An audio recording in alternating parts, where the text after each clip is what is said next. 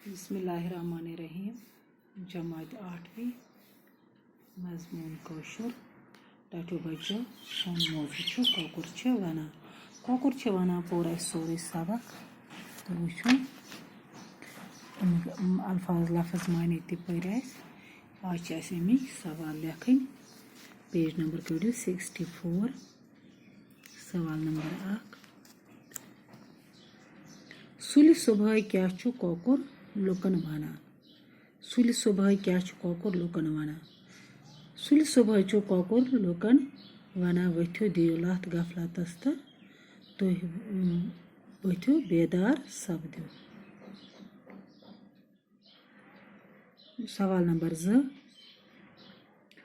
कौकुर कित पठ्यु कोरन गछान वारियों सत। कौकुर कित पठ्यु गछान कोरन वारियों सत।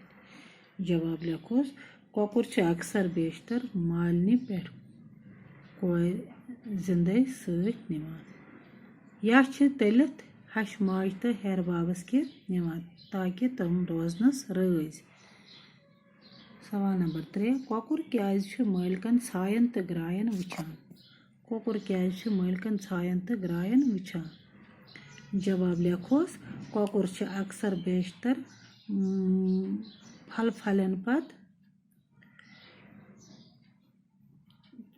फलन हंद बाबत मालिकन छायन तो ग्रायन वुचान।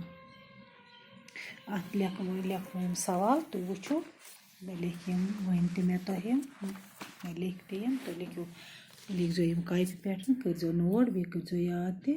सवाल नंबर 1 में जवाब सुलि सुबह क्या कौकुर लुकन वना। जवाब लिखोस सुलि सुबह कौकुर लुकन वना वथ्यो दियो लत गफलतस तुह वलिमत छु तो यम तुह वलिमत छु गछु बेदार। सुलि सुबह कौकुर लुकन वना वथ्यो दियो लत गफलतस यम तुह वलिमत छु तो गछु बेदार। कौकुर कित पठ्य गछान कोरन वारियों सत। कौकुर कित पठ्य गछान कोरन वारियों सत। जवाब लिखोस कोर अक्सर बेशतर मालनी पे कौकुर जिंदे सत निवान। कोर अक्सर बेशतर मालनी पे कौकुर जिंदे सत निवान या तलित हश माज तो हेर बाबस किस कौकुर निवान। या तलित हश माज तो हेर बाबस किस कौकुर निवान ताकि तम रोजनस रज। सवाल नंबर 3। कौकुर क्याज मालिकन छायन तो ग्रायन वुचान।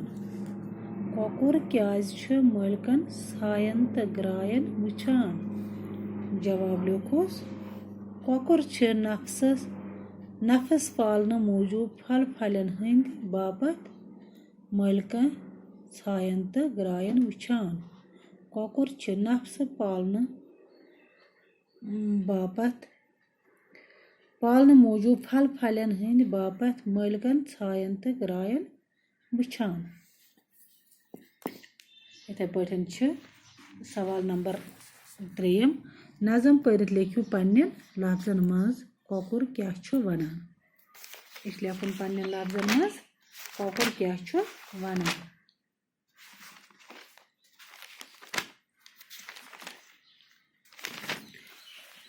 कौकुर वनान कौकुर वनान जे सुलि सुबह छुस बह शौक सान आवाज दिवान लुकन वथ्यो त्रयो गफलत तो गछो बेदार वुचु पन फर्ज क्या वनान कौकुर जे मे छुन कह नाराज कोरमुत न छुम श्राक तल यथ इनकार कोरमुत। कौकुर वनान मे छुन कह नाराज कोरमुत न छुम श्राक तल इनकार कोरमुत बुछुस योरे क्रैक नाद वलियो मारियो मे ताकि कोर गछि वारियों सत। मे खुदायस हर वक्त पुशरोमुत मे खुदायस हर वक्त पुशरोमुत हालांकि मरिस मज छुम थावान हालांकि मरिस मज छुम थावान कह सना जह ज येलि मे रच नेमता बनावान छ मे क्या छ बनान मेनिस रतस पेठ छ लुक ऐश करान तुह छु नाराज तुह छु जानन पथिस कुस छ बतस पेठ आसान।